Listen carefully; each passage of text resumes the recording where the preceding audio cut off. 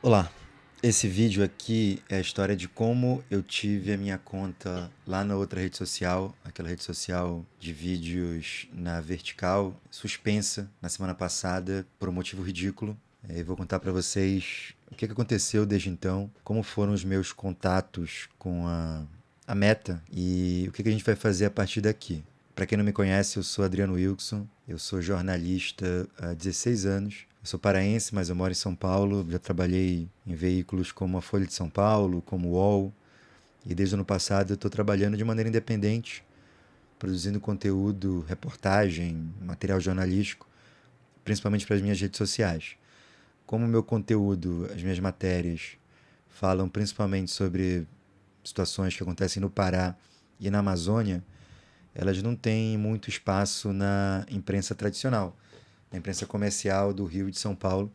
Então, o Instagram, o TikTok, bom, principalmente Instagram e TikTok se tornaram as principais plataformas para eu publicar essas reportagens. Em um ano, eu consegui 94 mil seguidores, foi um crescimento surpreendente para mim. Assim, eu não tinha o hábito de fazer vídeos para o Instagram, nem para fazer vídeo para lugar nenhum, na verdade.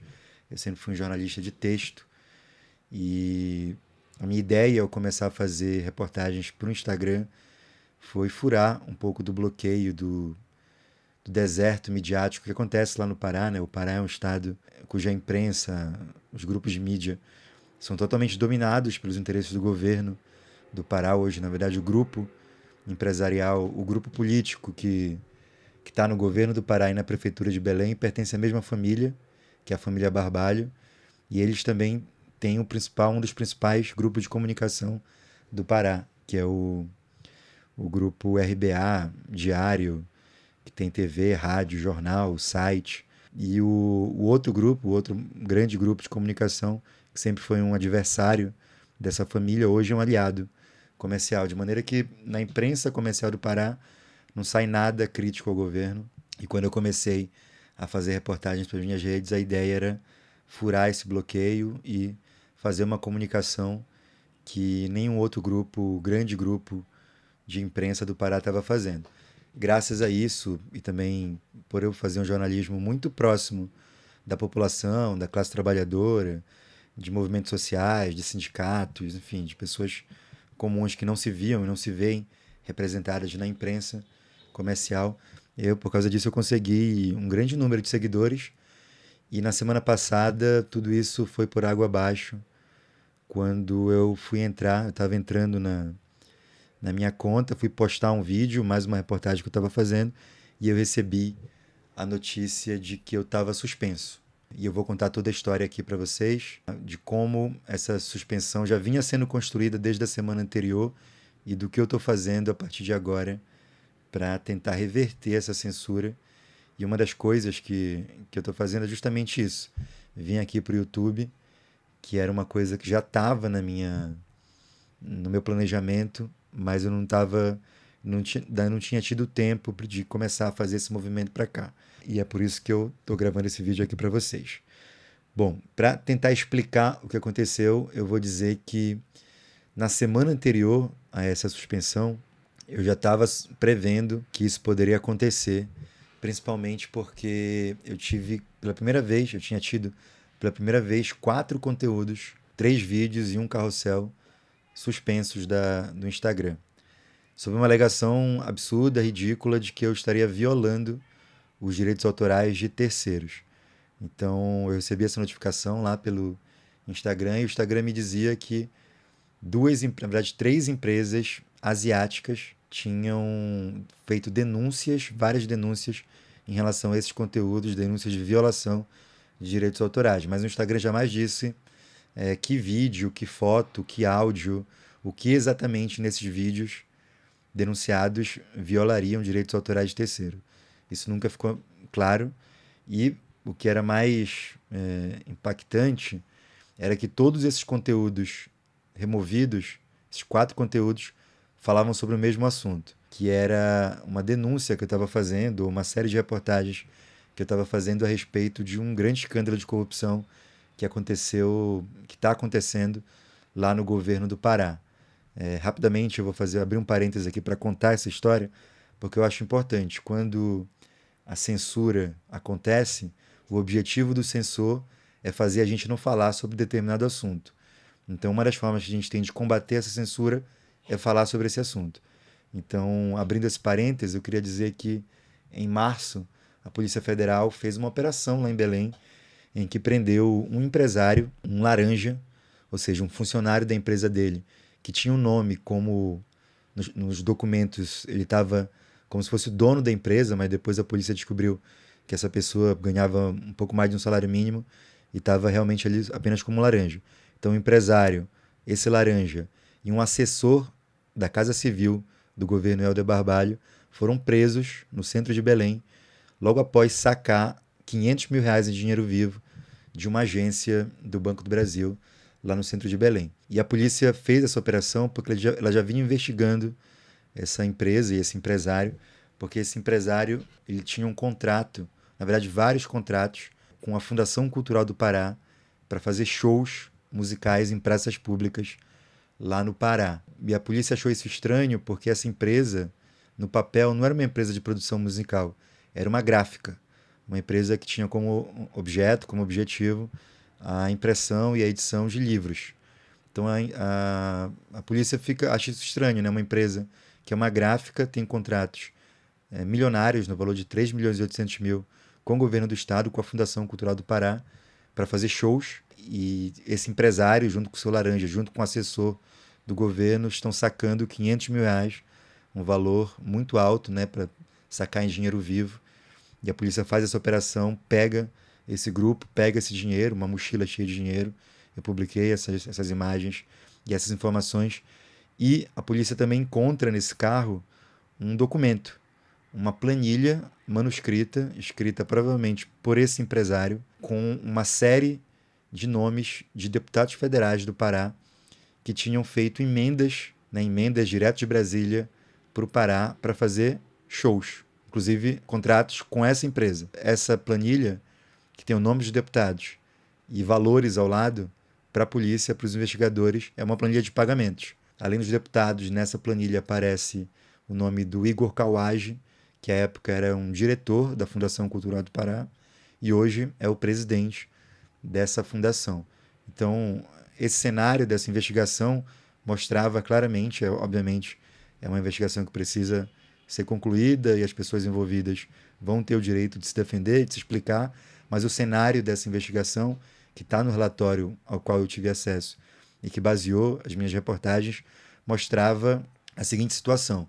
Os deputados federais mandam emendas direto de Brasília para a Fundação Cultural do Pará fazer um contrato ou vários contratos com essa empresa para produzir shows musicais em Belém e no interior do Pará. Esses shows, a polícia nem ninguém sabe se de fato aconteceram e se eles custaram R$ 3.800.000.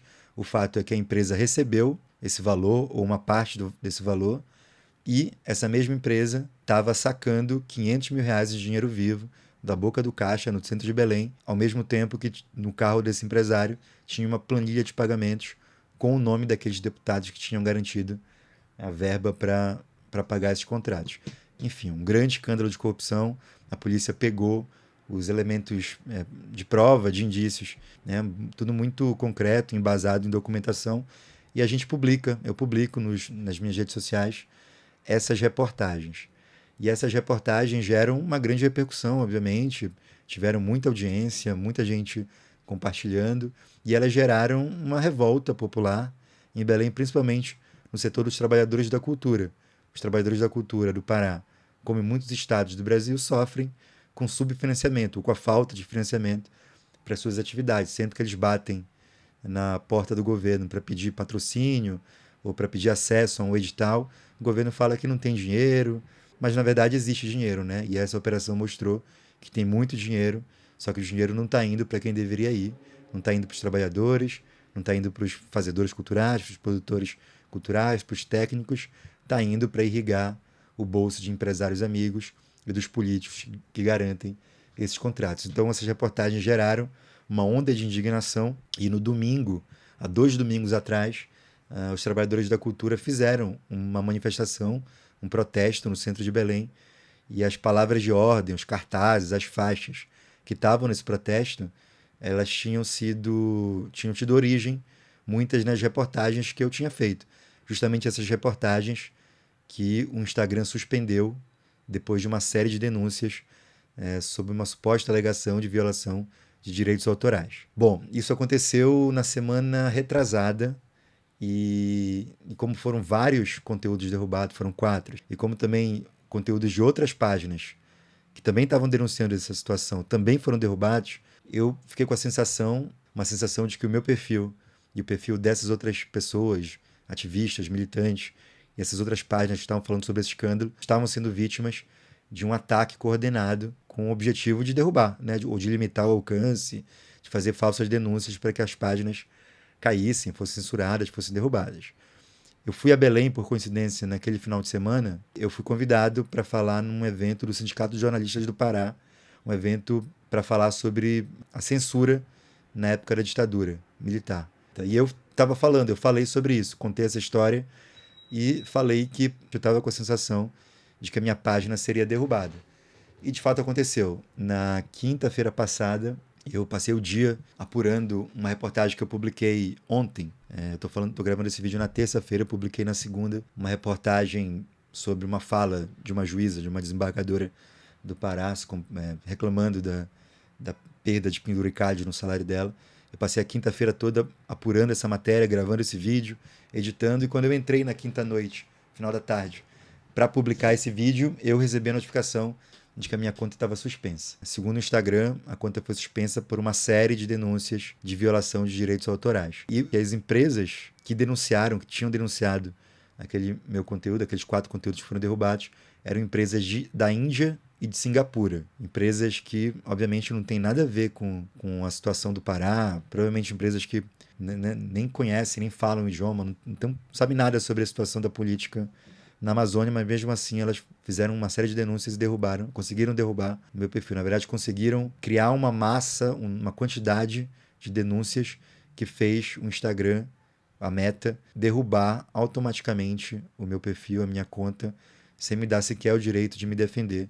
Então foi isso que aconteceu, eu nunca tinha passado por isso, e como eu falei para vocês, eu estou há quase 1 ano e meio construindo, né, essa audiência, construindo uma rotina de trabalho de apuração, gravação, edição, publicação de reportagem no Instagram. Eu já tenho uma estrutura aqui montada de trabalho, eu trabalho sozinho, mas a minha rotina já está mais ou menos adaptada a essa produção de conteúdo para as redes sociais. Então, sem a minha página, isso tudo acaba, né? Ou pelo menos isso fica suspenso até que a página volte. Quando isso aconteceu, a primeira coisa que eu fiz foi falar com o meu advogado. Eu tenho um advogado, o André Mateus, que me acompanha já desde o começo do ano, quando eu também passei por uma situação semelhante, né? Eu fui processado pelo prefeito de Belém, o Igor Normando, também depois de uma reportagem que ele não gostou, uma reportagem na qual eu desconstruía uma mentira que a prefeitura estava contando em relação ao salário dos professores. Ele não gostou dessa matéria, me processou, ganhou em primeira instância, eu fui obrigado a tirar essa matéria no ar. E depois, graças à ajuda, à assessoria do André Mateus, o advogado, a gente conseguiu ir ao STF e derrubar essa censura. No STF eu consegui recuperar, né, publicar de novo esse vídeo. Então ele já me acompanha desde essa época, a gente já teve outros casos, depois eu vou contar para vocês uma situação que a gente teve também em relação à Meta, e também uma denúncia de violação de direitos autorais. Mas aí eu mandei mensagem para ele e a gente começou a desenhar uma estratégia para rebater, né, essa suspensão. Então o que a gente vai fazer, a gente não conseguiu fazer ainda por conta do feriado, mas ainda essa semana provavelmente a gente vai entrar com uma ação para questionar na justiça a decisão da Meta de derrubar a minha conta e pedir uma explicação, né? Saber o que exatamente está por trás dessa decisão de fazer essa censura. Até hoje, em todas as comunicações que eu tive com a Meta, eu nunca tive a possibilidade de falar com uma pessoa. Não tem um telefone, não tem um chat, não tem a chance de falar com um ser humano para quem eu possa contar o que eu faço aqui, qual é o meu trabalho, explicar o que estava naqueles conteúdos removidos. Eu vou lembrar para vocês que um dos conteúdos que foi removido era uma entrevista, era um corte de uma entrevista que eu tinha dado para o Farol Brasil, falando sobre esse caso, e o vídeo era a minha cara, a minha voz, era só eu falando, não tinha mais nada. Então, que tipo de direito autoral eu estaria violando nesse caso? Impossível, né? Então, eu nunca tive a chance de falar com nenhum ser humano, nenhum funcionário da Meta. Eu sou sempre atendido ou respondido por mensagens automáticas, né? E o que eles dizem é que eu tenho o direito de fazer um recurso. Eu já fiz alguns, eu fiz um recurso para cada vídeo derrubado, para cada conteúdo derrubado, e eu também fiz um recurso em relação à suspensão da minha conta. Até hoje esses recursos não foram julgados, com exceção de um, e foi aceito. O carrossel que eu tinha feito junto com o pessoal de uma página chamada FCP Livre, Fundação Cultural do Pará Livre, esse conteúdo foi republicado, está no ar de novo, mas a minha conta até agora não voltou. Em relação a um recurso que eu fiz, o Instagram veio com uma notificação no mínimo bizarra, eu poderia dizer, é uma notificação esquisita, vai, dizendo que eles só vão poder analisar o meu recurso se eu der algumas informações para eles. O meu telefone, meu endereço e meu nome completo. E dois, um documento consentindo que eles vão poder me processar nos Estados Unidos ou fora do Brasil. Ou seja, dizem assim, a gente pode analisar o teu recurso, mas você tem que aceitar ser processado por nós e o processo tem que correr fora do Brasil, em qualquer outra jurisdição em que a gente esteja, provavelmente nos Estados Unidos, que é a sede deles, né? Isso é um absurdo completo. Eu falei com um advogado e isso, né, pareceu a ele, me pareceu uma afronta à soberania do Brasil. Imagina, uma empresa estrangeira que tem atuação no Brasil, né, que está lidando com uma situação que é eminentemente brasileira, não tem nenhum personagem, nenhum aspecto da minha reportagem fala sobre pessoas estrangeiras, instituições estrangeiras. Todo mundo, tudo que eu falo ali tem a ver com o Brasil. Eu sou brasileiro, eu falo em português e eles querem que eu consinta, que eu admita, que eu concorde em, se alguma coisa acontecer, eu ser processado por eles ou por outras pessoas fora do Brasil. É um absurdo, eu não aceito isso. Então eu não respondi a essa exigência, né, ou esse pedido deles. E provavelmente então o meu recurso não vai ser analisado, né, porque é o que eles dizem no e-mail. Enfim, isso aí a gente vai também discutir na justiça, mas tudo isso para dizer que isso é um ataque, né? Não tem outra palavra para definir o que está acontecendo. Eu tenho que dizer para vocês que eu não fui a única página removida nos últimos dias, nos últimos meses, por essa empresa. Eles vêm fazendo isso há algum tempo, com muita gente, principalmente com gente de esquerda ou progressista, que faz conteúdo que ideologicamente não condiz com a linha ideológica da empresa, do seu dono. O dono da Meta é um aliado do ditador dos Estados Unidos. Então, provavelmente, o algoritmo deles pune, né, quem faz um conteúdo ideologicamente contrário ao que eles pensam. Enfim, a gente precisa urgentemente falar de soberania digital, a gente precisa construir alternativas para não ficar reféns dessas empresas. Eu, de fato, não sei que alternativas seriam essas, mas o que eu estou fazendo agora é tentar me estruturar meu trabalho para vir para cá, para o YouTube. E é isso. É isso que a gente está fazendo agora. Eu fico muito chateado com tudo que está acontecendo. Por outro lado, tive muitas mensagens de apoio, muitos colegas me mandaram mensagem de solidariedade, instituições como o próprio Sindicato de Jornalistas do Pará, a Federação Nacional de Jornalistas, a Associação Brasileira de Jornalismo Investigativo. Todo mundo fez notas de apoio, sem contar o público que tem, né, contribuído muito. Eu criei uma conta reserva no Instagram, essa conta reserva que está aparecendo aqui, chamada Carrapato Investiga, que é uma conta criada para eu acompanhar o que está acontecendo lá e também para eu postar o que eu puder postar ali, né? Eu sei que eu tenho a impressão que essa conta também não vai durar muito tempo, porque eu não consigo publicar vídeos nela, não consigo publicar reels nela. Quando eu tento, eu recebo a mensagem de que eu estou suspenso. Eu sou um usuário inativo, então eu não posso postar. No entanto, eu estou conseguindo fazer colaborações, né? A gente chama de collab. E essa última reportagem que eu publiquei, que era a reportagem sobre essa desembargadora do Pará, que eu deveria ter publicado na quinta-feira e não consegui por causa da suspensão, eu publiquei por meio desse subterfúgio, né? Que é publicar por meio de amigos, parceiros. No caso, um grande parceiro meu, o João Paulo, que é um jornalista lá do Pará, publicou na conta dele, me mandou a collab e eu consegui publicar, né? Fazer meu trabalho por meio desse subterfúgio, né? Foi uma reportagem que viralizou, né? E também conseguiu pautar a grande imprensa, o UOL, a Globo News, a CBN, o Estadão. Todo mundo depois fez reportagens sobre as declarações dessa juíza, que, né, foram publicadas por mim, né? Na verdade, a primeira declaração, o primeiro vídeo foi publicado por um veículo especializado em direito, chamado Law Letters. Isso aconteceu anteontem. Só que logo em seguida eu publiquei e a minha matéria tinha uma informação a mais do que tinha na publicação desse veículo, que era o salário da juíza. Então, a gente conseguiu avançar, como a gente fala no jornalismo, né? Avançar um pouco no caso, publicando uma informação relevante sobre essa juíza e o vídeo acabou viralizando nessa conta reserva. Mas não é o ideal, né? O ideal é que eu gostaria mesmo de ter liberdade ampla para produzir as minhas reportagens e eu espero que eu consiga isso aqui no YouTube. Eu sei que é um trabalho difícil, como foi difícil construir a minha audiência no Instagram, mas não tem muito o que fazer agora. Eu vou trazer os meus conteúdos para cá, tentar trazer a minha audiência, os meus seguidores de novo para cá para fazer esse trabalho também aqui no YouTube. Enquanto é o Instagram, a gente vai batalhar. Tá tentando, talvez, uma pressão pública. Faça a Meta voltar atrás e devolver os meus direitos, né, de publicar lá no Instagram. Talvez o judiciário, né, se olhar com carinho o meu caso, com atenção, obrigue a Meta a voltar com a minha conta, mas isso também não é garantia de nada, porque a gente, no Clima Ácido, que é um coletivo do qual eu faço parte, coletivo de militantes ambientais anticapitalistas, a gente teve uma situação parecida no ano passado, quando a gente fez um vídeo baseado em uma reportagem da agência pública, na qual a agência pública denunciava ou fazia uma matéria sobre uma estratégia de greenwashing da Petrobras, que a Petrobras estava contratando uma série de influenciadores para limpar a própria barra em relação à discussão de transição energética.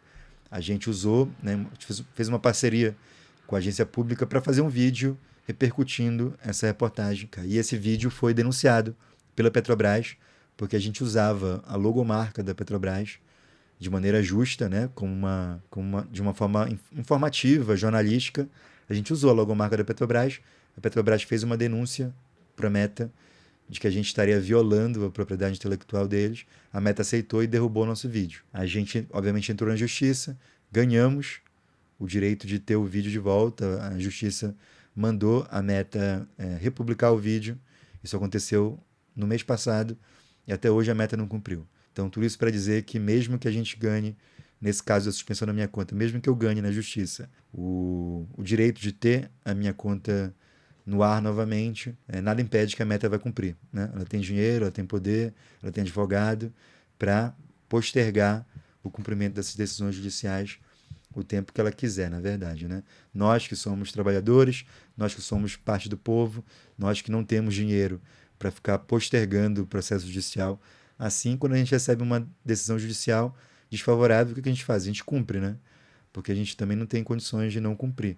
Mas as grandes empresas, os políticos, a burguesia consegue não cumprir decisão judicial e tudo bem. Bom, era isso que eu queria falar com vocês hoje. Esse é o primeiro vídeo nesse formato que eu gravo aqui no canal. Infelizmente, não é o vídeo que eu gostaria de gravar, mas é o vídeo que eu tenho que gravar até para comunicar a todo mundo que me segue o que está acontecendo e quais são os próximos passos. Eu espero que no próximo, a gente consiga vir aqui para falar de reportagem, falar de jornalismo, dar informação nova e que eu consiga trazer todo mundo aqui que gosta do meu trabalho, que confia no meu trabalho, aqui para esse canal também, para a gente ter também uma comunicação até mais direta, mais fluida, com mais tempo, né, de aprofundamento nos assuntos. E a ideia é fazer isso aqui no YouTube, tá bom? Então, muito obrigado a todo mundo que mandou mensagem, a todo mundo que apoiou o meu trabalho, né? Eu vivo fundamentalmente da doação dos seguidores, dos leitores, e essas doações acontecem sempre que eu faço uma reportagem nova, que dá repercussão, que as pessoas veem utilidade, elas vão lá e apoiam o meu canal, tanto na minha campanha do Apoia-se, quanto pelo Pix. Sem a minha página no Instagram, essas doações não podem acontecer nesse formato. Mas eu fui muito agraciado, tive muita sorte de ter muita solidariedade de muitos leitores, ouvintes e seguidores que fizeram doações pelo Pix e me ajudaram muito, né, nesse momento de dificuldade. Então, se for o seu caso, se você também quiser me ajudar e puder, não for fazer falta, eu sempre recomendo que faça uma doação pelo valor que for possível, pelo Pix e também pelo Apoia-se, onde você pode pagar com cartão de crédito ou com boleto, tá bom? Muito obrigado. Se esse vídeo foi útil para você, se você gostou do que eu disse aqui, não se esqueça de seguir o canal, curtir, compartilhar, mandar esse canal para todo mundo que já me seguia lá na outra rede, para que me siga aqui também e que a gente possa seguir com essa comunicação aqui também nessa plataforma.